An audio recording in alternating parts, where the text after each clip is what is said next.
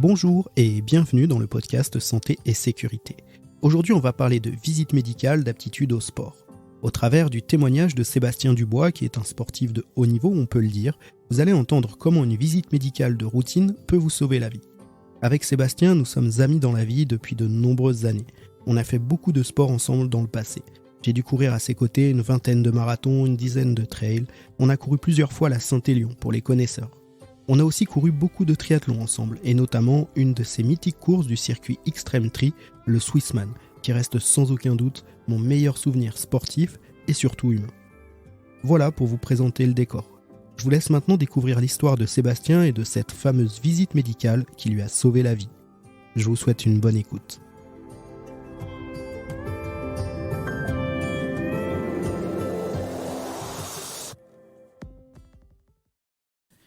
Bonjour Sébastien, est-ce que tu peux te présenter et nous dire un petit peu qui tu es ? Alors comme je l'ai annoncé en introduction, nous on se connaît depuis un moment maintenant, et même si tu es une figure locale du sport dans ta région, tout le monde ne te connaît pas encore. Alors est-ce que tu peux nous dire en quelques mots qui tu es ? Alors bonjour à toi aussi Sébastien, donc moi Sébastien 48 ans, donc père de famille de 3 enfants. Je suis salarié d'une société, un hôpital en tant que responsable des services généraux, pompier volontaire depuis une vingtaine d'années et aussi ultra sportif. Donc j'ai commencé la course à pied il y a à peu près une dizaine d'années par un semi-marathon. C'était l'objectif du semi-marathon pour être, disons, crédible au niveau de mes enfants par rapport à leur avenir sportif. Et de fil en aiguille, j'ai enchaîné et c'est monté crescendo sur, on va dire, comment on pourrait dire ça Tu veux dire dans la distance, dans la distance, dans oui. l'addiction aussi. Oui, c'est ça, voilà, tout à fait, c'est de l'addiction, c'est devenu de l'addiction. Au départ, c'était plus un délire de faire un semi-marathon et puis de se prouver à soi-même que j'avais fait 21 km. Et au résultat des courses, c'est devenu une addiction et une passion, et voilà. Oui, une passion, puisque même un engagement, puisque maintenant tu es président d'un club de sport. Oui, tout à fait. On a intégré ce club-là il y a à peu près 8 ans.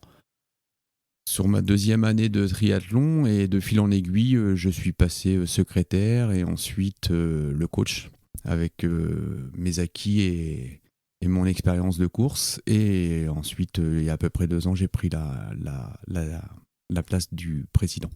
Donc le Dynamic Sporting Club à Galardon, c'est ça, dans le 28, dans la Beauce, dans la région centre. Tout à fait. Ça marche.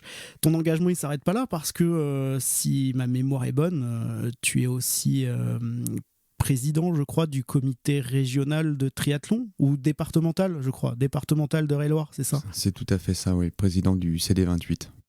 Là, tu nous as raconté tes débuts en sport. J'ai quand même vanté que tu étais presque un sportif de haut niveau dans l'introduction du podcast. Est-ce que tu peux nous raconter un peu ton parcours dans le sport d'endurance, dans la course à pied, dans le trail, dans le triathlon aussi ? Alors j'ai commencé, comme je l'ai dit tout à l'heure, par le semi-marathon.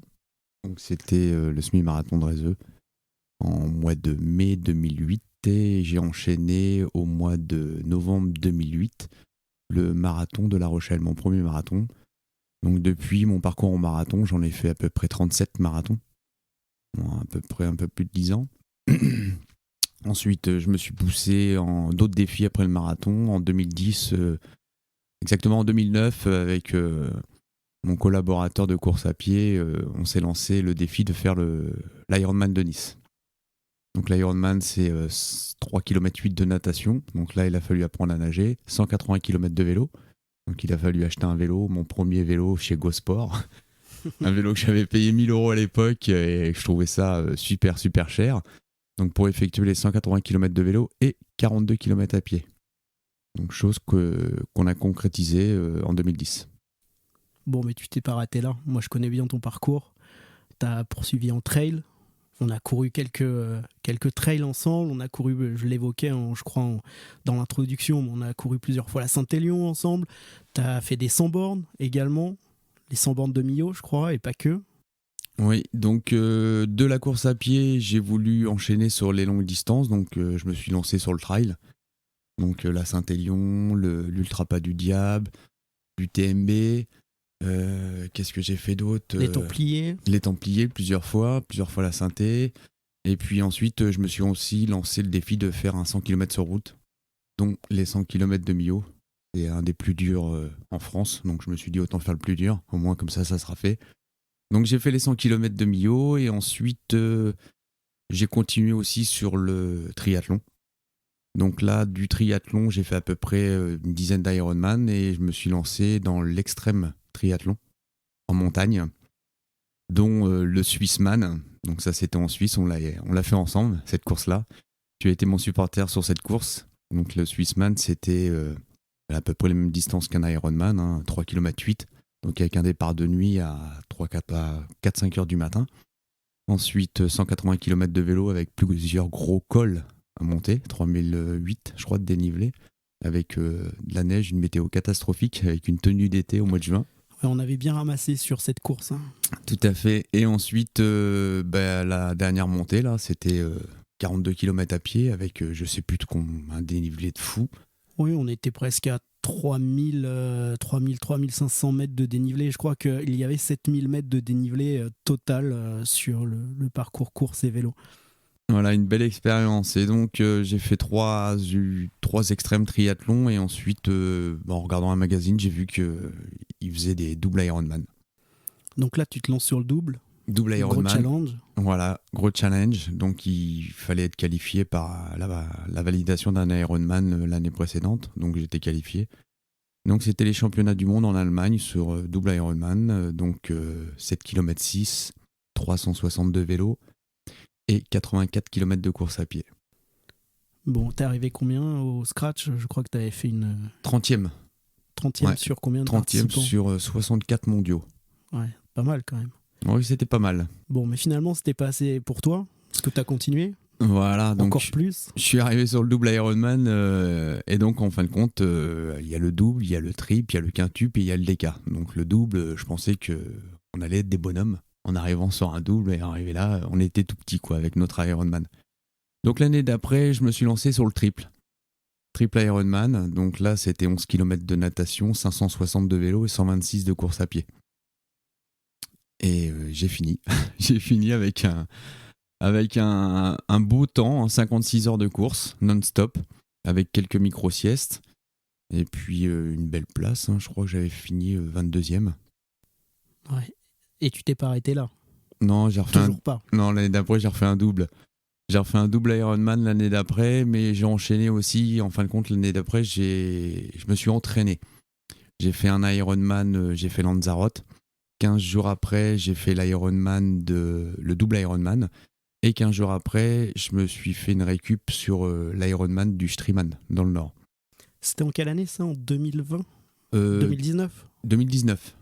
Est-ce que tu peux nous raconter ton programme sportif de 2020 du coup? Alors 2020, ça a été... 2021, Ouais, pardon. parce 2021. que 2020, on a eu le Covid. Ouais, exact. Donc j'ai chopé le Covid sur la première tranche, comme pas mal de monde. Donc ça m'a bien impacté sur la saison. Et puis du coup, ça a fait une saison de récup.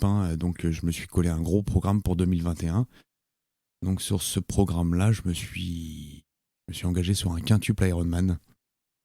Donc quintuple, je vais vous redonner les distances. C'est 19 km de natation, c'est 900 km de vélo et c'est 211 km de course à pied.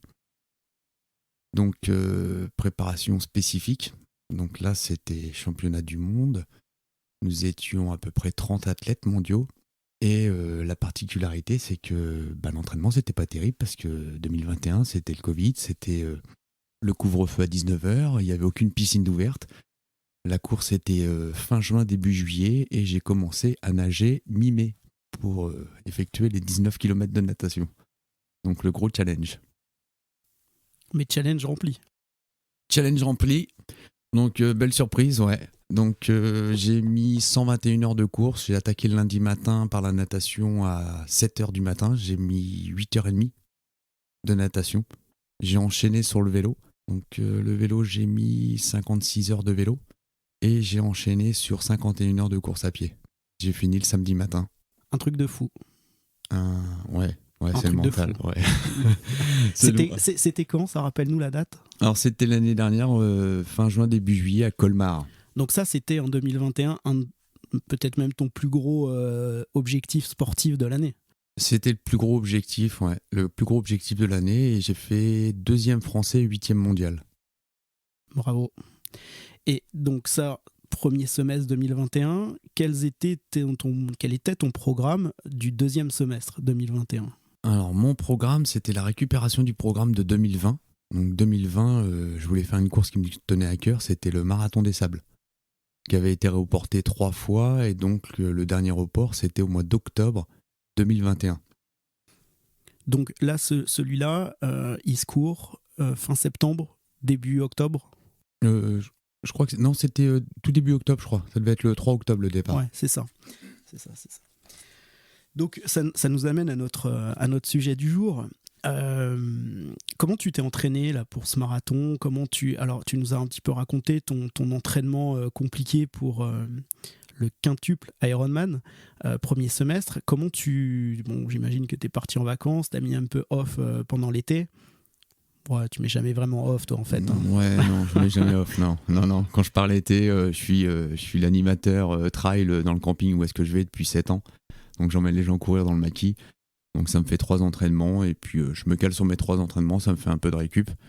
Et puis je suis entraîné toute l'année. Hein, donc là, le marathon des sables, la particularité, c'est que c'est un marathon par jour.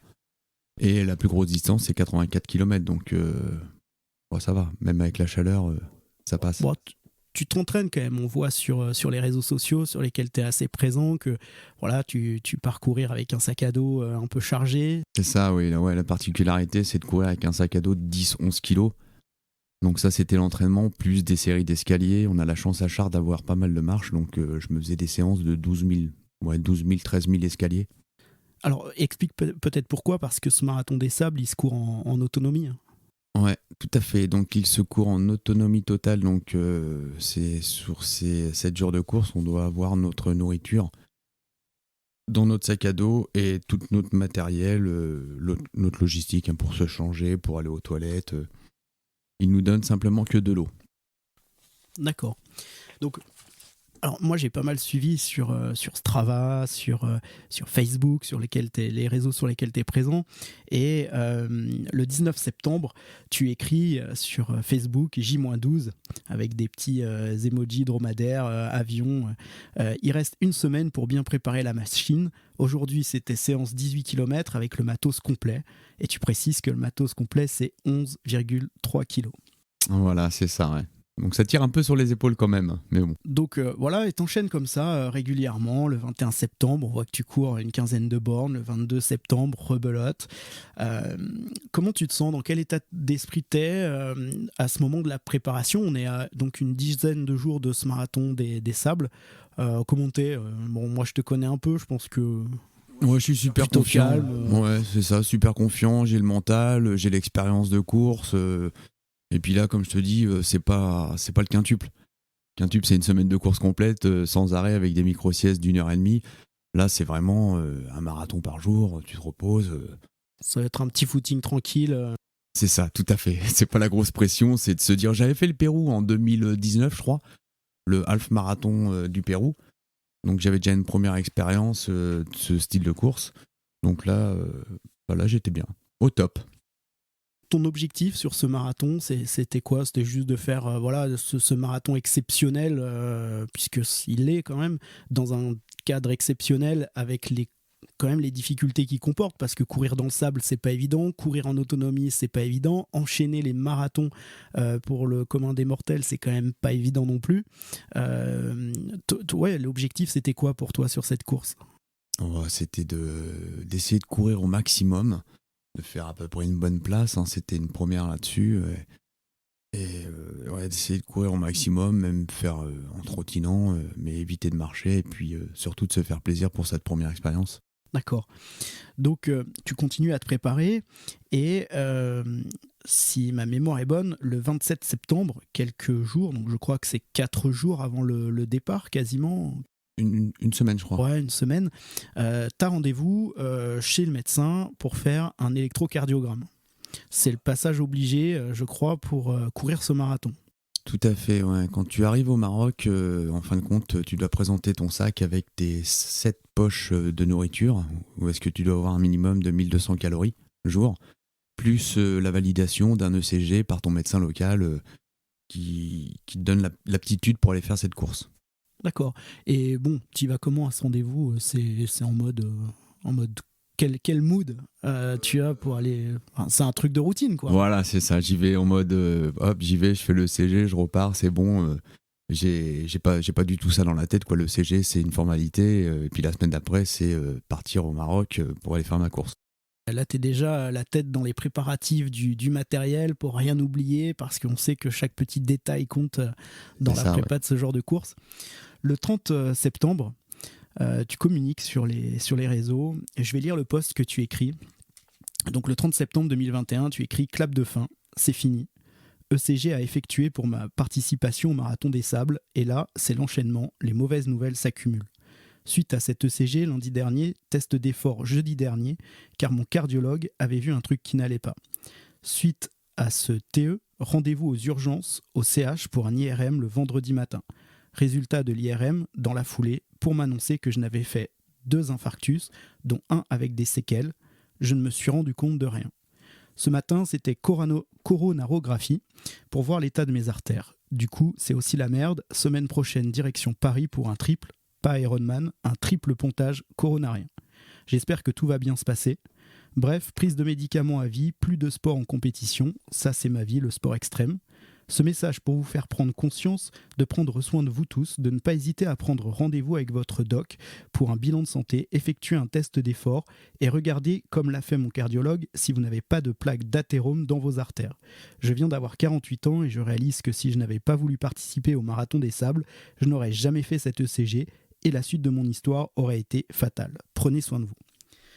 Comment se passe cette... est-ce que tu peux nous raconter cet événement fort dans ta vie, du coup, qu'est cet ECG voilà, comment ça se passe le jour de cet ECG? Donc le jour de l'ECG, il me fait son ECG et là il me dit qu'il constate qu'il y a un petit truc. Voilà, donc il me dit ça n'empêche pas la compétition, ça n'empêche pas de partir au Maroc, mais on va quand même faire un test d'effort. Donc pour vous dire que j'avais un bon cardiologue quand même. Donc il m'a dit on va quand même faire un test d'effort jeudi, voilà, pour valider la chose. Donc le jeudi je me présente sur place, on fait le test d'effort. Donc c'était sur un vélo et là il voit que le petit truc qu'il avait vu le lundi était beaucoup plus accentué sur l'effort. Donc suite à ça, il prend l'avis d'un de ses confrères cardiologues de l'hôpital de Chartres qui lui dit envoie-moi le demain matin et je vais lui faire un IRM sachant que je partais une semaine après au Maroc. Donc ils ont fait ça assez rapidement. Donc je les remercie parce que pour avoir un IRM sur Chartres, il y a quelques semaines d'attente. Et donc là je passe l'IRM, j'attends dans la salle d'attente. Donc toujours confiant, pour moi ça va. J'ai pas du tout de douleur, rien du tout, pas de signe, je connais mon corps. Et là, donc, ils ouvrent la porte, ils me prennent dans leur bureau, ils sont 2, et ils m'annoncent que du coup, au niveau de mon cœur, j'ai fait 2 infarctus, dont un qui a endommagé la valve mitrale à 44%, et que je risque la mort subite. Mais alors, tu les aurais fait quand, ces infarctus? Ils m'ont posé la question, et franchement, je sais pas. Je sais pas du tout. Moi, je suis pompier volontaire, donc j'aurais pu voir les symptômes, mais j'ai jamais rien vu du tout. Donc t'as jamais rien senti, t'as jamais eu aucun symptôme, et en fait on est incapable de dire quand tu as fait ces 2 infarctus. C'est ça. Donc là j'étais abattu. Hein. Donc du coup le cardiologue me dit qu'il faut que j'arrête le sport, l'activité physique. Il me demande si je travaille, je lui dis oui. Il me dit qu'il faut que j'arrête de travailler et que si je booste un peu mon cœur, je risque la mort subite. Donc on va replanter un peu le décor. À ce moment-là, combien d'heures de sport par jour tu fais? Je faisais à peu près 20 heures par semaine. 20 heures par semaine, ouais. 7 jours par semaine? 6 à 7 jours par semaine, ouais. Donc ça fait quelques heures par jour quand même. Ouais, c'est ça. Et là, on te dit tu passes de ça à rien du tout. C'est ça, il me dit il faut arrêter le sport définitivement. Là, vous pouvez plus faire de sport. Il me l'a redit plusieurs fois, vous risquez la mort subite, donc il faut vraiment tout arrêter. Donc là, je lui dis, vous inquiétez pas, c'est bon. Là, je suis en panique, hein. Tout le monde s'écroule, tout s'écroule autour de moi. Après, je pense plus trop au sport. Sur le coup, je pense plutôt à mes enfants. Je me dis que ma dernière, elle a 11 ans. Là, ça s'écroule net, hein. Donc du coup, il me dit d'aller voir directement mon cardiologue. Je quitte l'hôpital, je vais voir mon cardiologue. Mon cardiologue, là, je m'écroule en larmes dans son bureau. Je lui demande si je vais mourir. Donc il me dit non, vous inquiétez pas, on va faire ce qu'il faut. Vous allez faire un coroscanner, une coronarographie, pour voir l'état de mes artères. Donc il prend rendez-vous la semaine d'après, début de semaine, pour ma coro. Il me dit que du coup j'ai 48 ans, que au meilleur des cas, c'est le traitement médical, les médicaments à vie. Au pire des cas, c'est 1, 2 ou 3 stents. Et vraiment, 6% des cas, et comme je suis jeune, il me dit c'est un triple pontage. Mais bon, il me dit 6%, puis vous êtes jeune, donc je pense pas. Donc, suite à ça, la semaine d'après, je fais la coronarographie, donc un peu en panique, hein. On est stressé, un truc comme ça nous stresse à mort, hein. Pour te dire, hein, j'avais mangé tous mes ongles. J'avais plus d'ongles. Et donc, je fais la coronarographie, et puis, verdict de la coro. Le cardiologue sur place me dit on en reparle lundi en staff, mais il faudrait mettre 8 stents. Ah ouais, c'est pas 1 ou 2 là, c'est 8 quoi. Donc là, deuxième grosse mauvaise nouvelle, là je me dis waouh, c'est chaud. Donc il me dit on en parle lundi en staff, mais il faudrait plutôt partir sur un quadruple pontage. Au début il me dit triple, et en fin de compte c'est parti sur un quadruple. Bon, et au final alors, quadruple, vraiment ? Et au final, ils en parlent le lundi en staff. Le mardi, mon cardiologue m'appelle et il m'annonce la mauvaise nouvelle qu'il faut faire un quadruple pontage. Et donc, je lui propose de mettre plutôt les 8 stents. Le stent, c'est une aiguille qui nous rentre au niveau du poignet et qui va jusqu'au niveau du cœur, hein. Donc, je préférais ça que de me faire ouvrir en deux et puis de se dire, ça se trouve, je vais pas revenir. Donc là, et du coup, il me dit que non, c'est pas possible, que c'est chaud pour moi, que si je fais pas ça, je risque de passer l'arme à gauche. Donc je prends sur moi et tout, c'est super dur ce jour-là. Et du coup, je dis ok. Donc là, il prend rendez-vous avec le chirurgien de Paris. Et puis dans la semaine d'après, je monte à Paris pour prendre mon rendez-vous. Donc tu seras finalement opéré le 18 octobre. C'est ça, le 18 octobre. 2 jours après, fidèle à toi-même, tu nous fais un petit post sur Facebook pour nous rassurer, nous dire que tout va bien, avec une jolie photo de toi. Alors on te connaît aussi et on se doute que tout va pas forcément très bien, que ça doit être très compliqué. T'as reçu beaucoup de messages de soutien, Moi j'ai pas osé personnellement, on peut le dire, trop t'appeler parce que je me suis dit que tu devais recevoir des centaines de messages à la journée. Bon, vous le connaissez pas tous, mais Sébastien, encore une fois, c'est une figure dans le sport local dans notre région. Et t'es apprécié de tout le monde. Tout le monde s'est très inquiété pour toi. On voyait les posts sur Facebook. Voilà, c'était des messages par paquet de 100. Donc, bon, moi, j'ai pas osé trop t'embêter, t'envoyer un énième message encore. Voilà, à ce moment-là, t'as besoin de te reposer, t'as besoin de profiter de ta famille, t'as besoin d'être dans ce mood-là, je pense. Comment ça s'est passé de ce point de vue-là ? Les gens, j'imagine, ont été très bienveillants avec toi. Oui, beaucoup de messages, donc j'ai pas pu répondre à tout le monde, hein.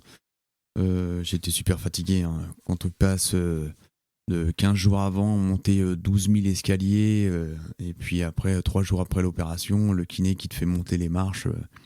Donc j'ai attaqué la kiné dans la foulée, il m'a fait monter 2 étages, je me suis arrêté à 1 étage et demi, j'en pouvais plus. Le 23 octobre, tu écris sur Facebook « Opération J+5, gros coup de moins bien hier, trop fatigué, j'arrive pas à dormir la nuit, mais avec un petit médicament du médecin pour dormir m'a permis d'être bien aujourd'hui. J'ai commencé l'activité physique avec le kiné, souffler dans une paille qui se trouve dans un bidon rempli d'eau, voir la photo, 10 par 5 secondes avec 5 de récup entre chaque. C'est un vrai supplice, le truc de ouf. Faire 20 minutes de pédalage, ça c'est bon, tranquillement. Se déplacer de ma chambre à l'ascenseur, aller-retour 50 mètres, je marche à 2 km/h. Pas plus vite, sinon je suis essoufflé. L'essoufflement est dû à mes tuyaux dans le ventre, ça draine. Après l'enlèvement, j'irai beaucoup mieux niveau respiration. les distances sur ce t-shirt, il y a du taf. Donc tu portes sur la photo un t-shirt du triple Ironman. C'est ça, ouais. J'arriverai même pas à faire les courses à Carrefour. Emoji qui rigole. Le principal dans la vie, c'est la positivité, la détermination et de se dire qu'il y a toujours pire que nous. Bisous à tous. Donc on voit par ces mots que c'est compliqué pour toi. Tu passes d'un quintuple Ironman à avoir des difficultés pour aller de ta chambre à l'ascenseur, pour aspirer à une paille. On voit que c'est compliqué. Malgré tout, ton message, il est hyper positif. Il est toujours... t'as presque de la bienveillance envers les gens qui t'écoutent en leur disant de faire attention à eux. Tu peux nous raconter cette phase-là, comment tu as réussi à remonter la pente, parce que ça n'a pas dû être simple quand même si tu es quelqu'un de mentalement très fort. Voilà, donc là c'était dur, mais bon, je me suis dit qu'au fur et à mesure des jours, j'allais récupérer de la force. Et puis, de par mon activité sportive avant, je pouvais récupérer assez vite, le médecin me le disait. Hein.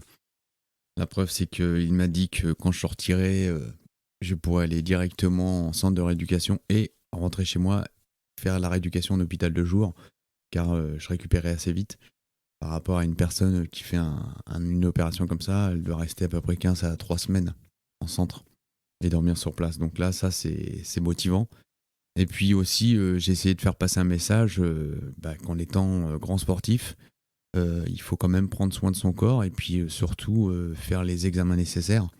Moi, chose que je ne faisais pas, hein, sauf que du coup, pour aller au Maroc, j'ai dû faire cet examen, le CG, et c'est ce qui m'a sauvé la vie.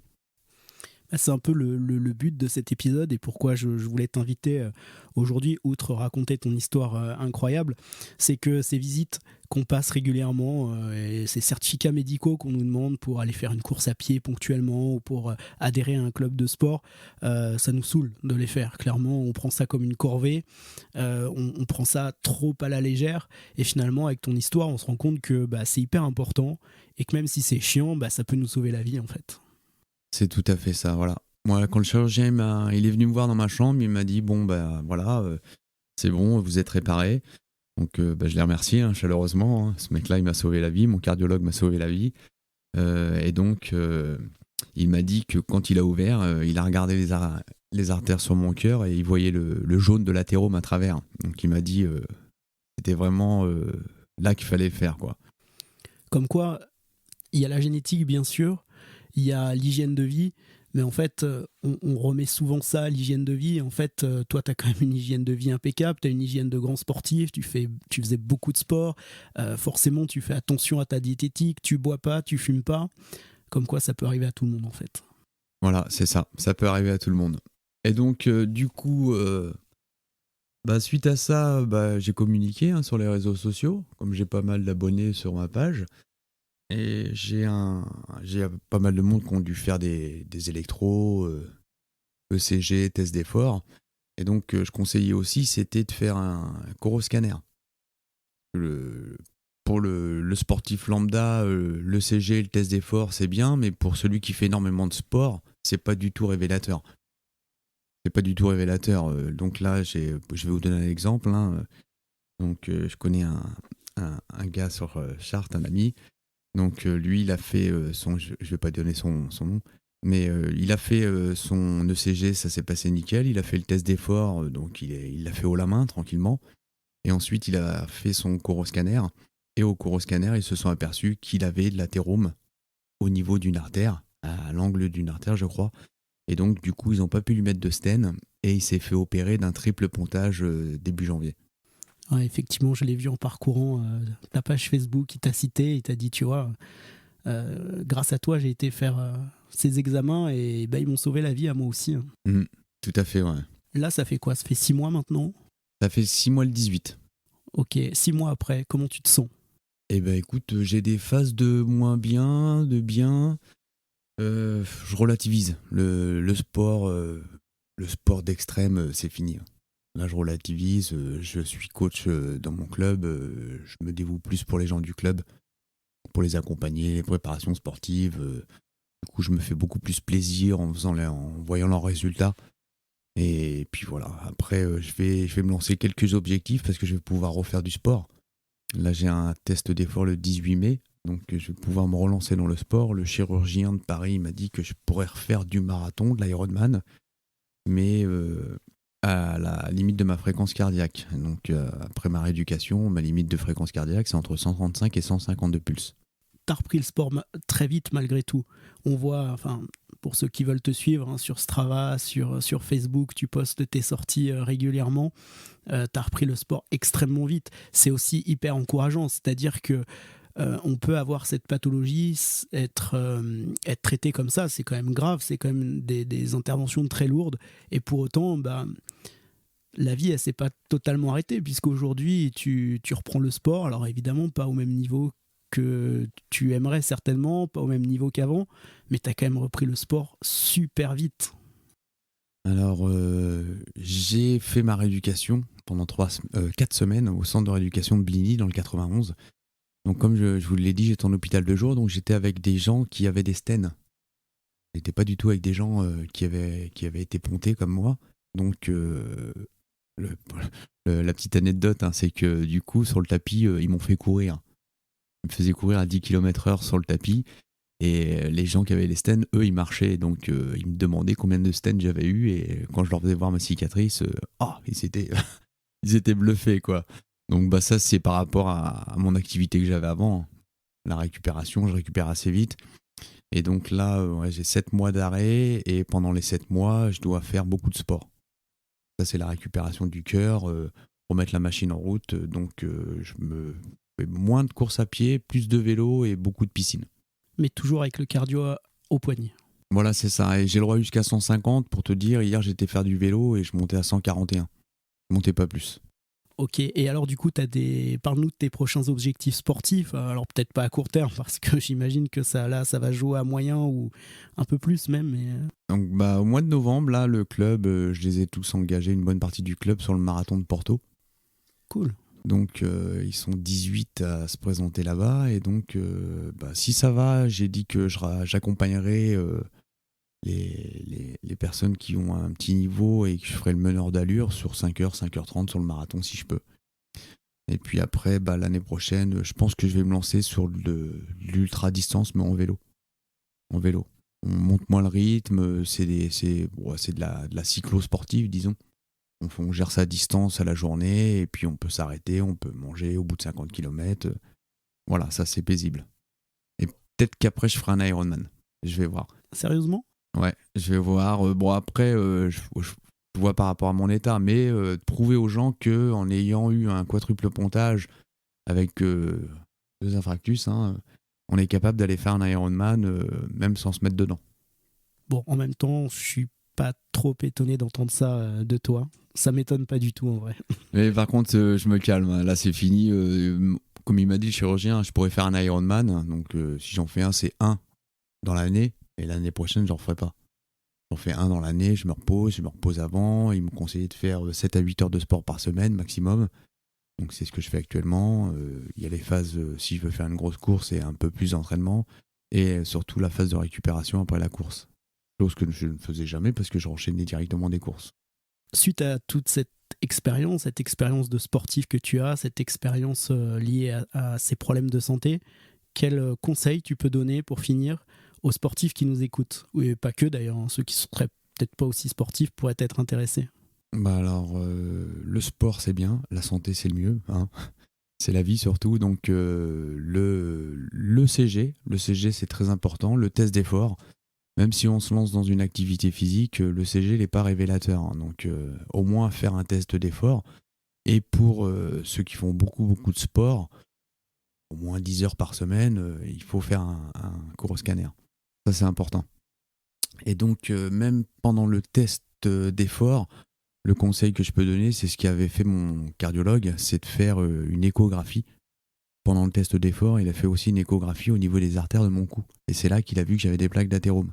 Sur tes réseaux sociaux, tu postes régulièrement des photos de toi avec des mantras, on peut appeler ça des mantras.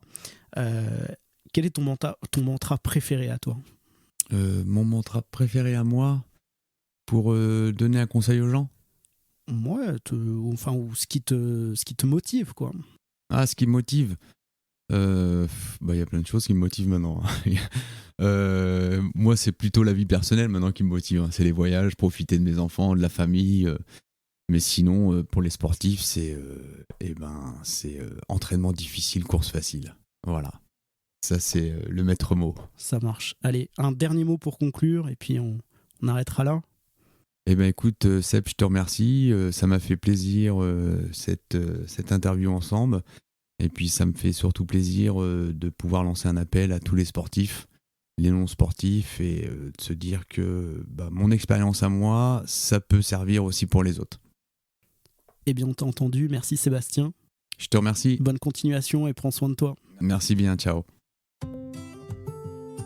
Si vous écoutez ces mots, c'est que vous êtes encore là et je vous en remercie beaucoup. Je crois que vous avez tous compris le message que l'on souhaitait passer à travers cet épisode. Faites attention à vous, ne négligeons pas notre santé, notre vie est précieuse et tellement courte. Un grand merci encore à Sébastien, toujours fidèle à lui-même. Merci de nous avoir partagé ton histoire. Tous les gens qui te connaissent à travers le sport de ton activité de sapeur-pompier savent que la générosité, la solidarité, la bienveillance et l'entraide sont les mots qui te caractérisent le mieux. Merci pour tout ça. Si vous avez aimé cet épisode, n'hésitez pas à mettre des étoiles ou des cœurs sur votre appli d'écoute, à commenter, à partager et à en parler autour de vous. Et comme dirait un podcasteur que j'adore, même si vous n'avez pas aimé, parlez-en quand même, on ne sait jamais. Je vous souhaite une belle journée, mais surtout, prenez soin de vous.